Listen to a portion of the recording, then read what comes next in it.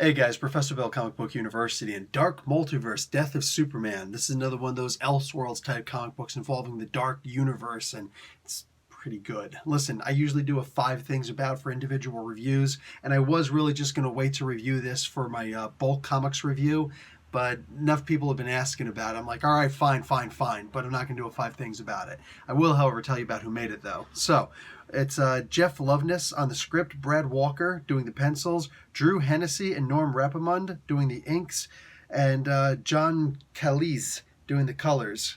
Clayton Cowles does the letters, Lee Weeks and Brad Anderson does the cover. Jerry Siegel and Joe Shuster created Superman, mother fat head. So, this was a really beautiful story, man. Look, I'm just going to point out from the very beginning, Jeff Loveness is on this. Now, I can't remember everything this guy's ever done, but every time I see the name Jeff Loveness, I think to myself, yeah, I want to read what he's going to write, because there was this one story that he did, Judas, which is an amazing, amazing story. I think that was through Boom Studios.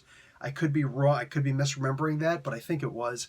It was like, I think it was like 4 or 5 issues, and it was amazing. Just I don't remember if it was the most recent Face Rip game that I played, which is online. You can go and check that out, or the previous one. We stopped the game in the middle of the game just to talk about these issues, the Judas books, because they were just so amazing.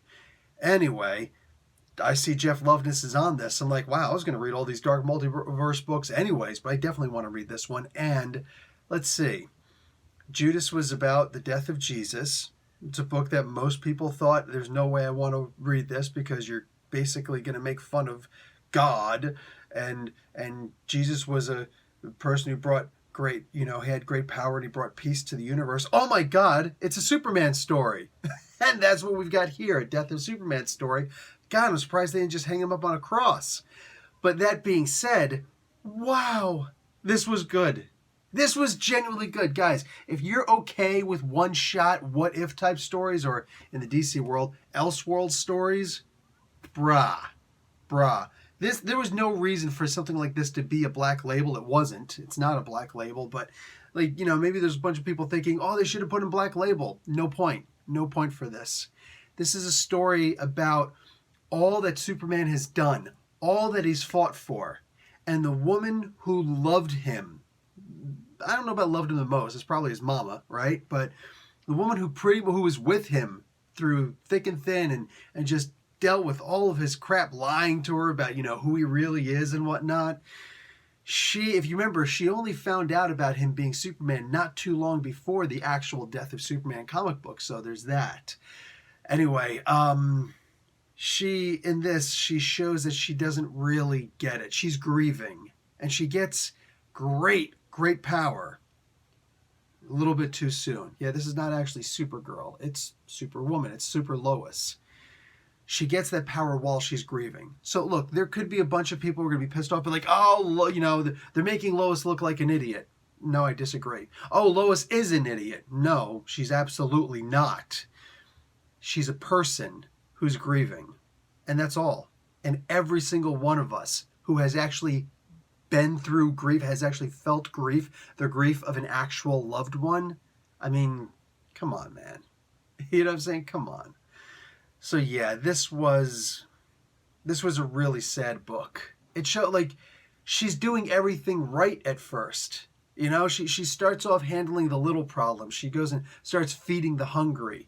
But then very quickly she starts to realize that the best way to do this is to stop the big banksters, the Wall Street tycoons, the anchor bankers, the people who are playing Russian roulette with our futures, with our presents, She goes after all the corporate execs who are screwing us over. That's what she does. And it's like, wow.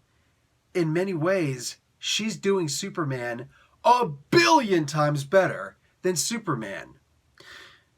But then she goes out and she does a couple other things. She goes after Lex Luthor and she kills Lex Luthor. She actually wants him to suffer. She could have just gone up and freaking snapped his neck or something like that. No. The way that she does it, first, I'm not going to tell you how she kills him, but you're going to look at this like, oh, god damn. Because, yeah. But she explains things to him first. She tells him who Superman actually was.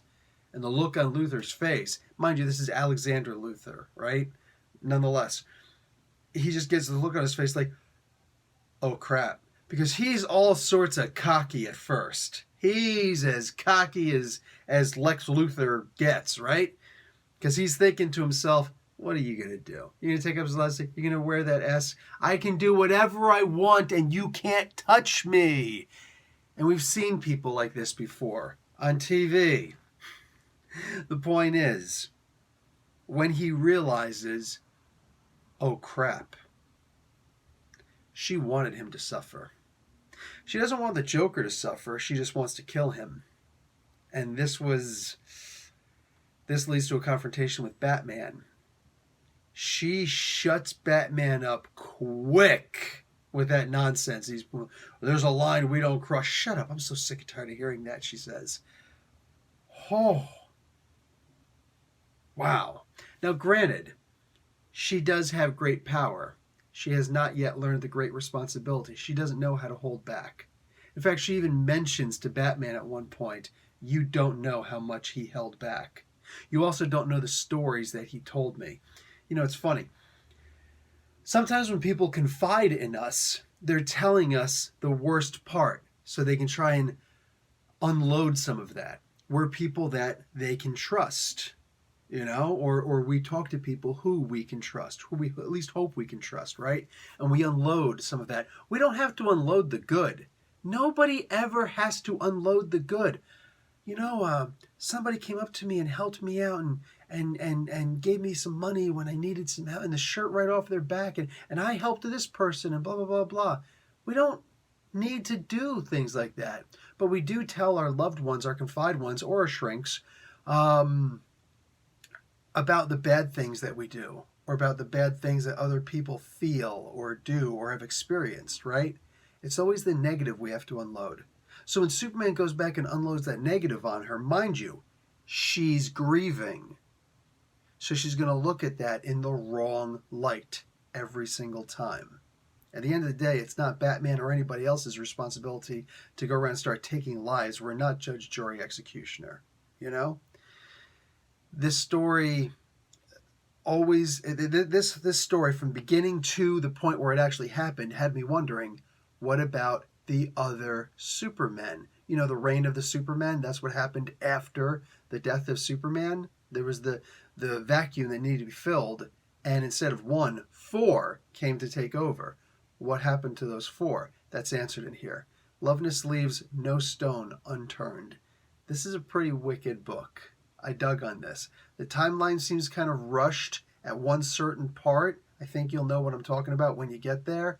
But nonetheless, this was a really good story, guys. Go and check this book out. I've given you more than enough that I'm telling you. Go out and grab this. Whenever Jeff Loveness, I don't know, like I said, I've only ever read Judas by him. Maybe I've read something else by him and I never realized it, or I just don't recall. I don't remember.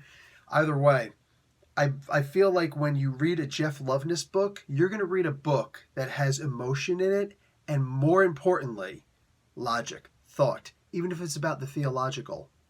There's going to be something in there that could and should, I know, tainted word, right? But should probably make you think twice about something that you thought about previously.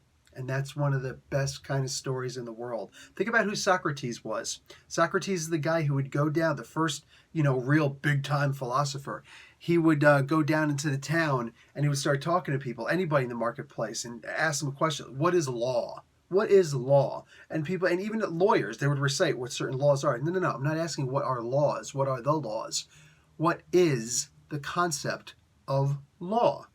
And when they couldn't answer, he would realize right away, I'm so much smarter than you. Because even though I don't know the answer, at least I know what I don't know. I recognize what I don't know. It's called introspection. And I think that is what Jeff Loveness brings to the comic book world better than, in my opinion, anybody else alive today. So yeah, should you get this book? Duh. Definitely get this book. And go consider getting Judas also. It's on trade by now. God, amazing books. Professor Bill, Comic Book University. Class dismissed.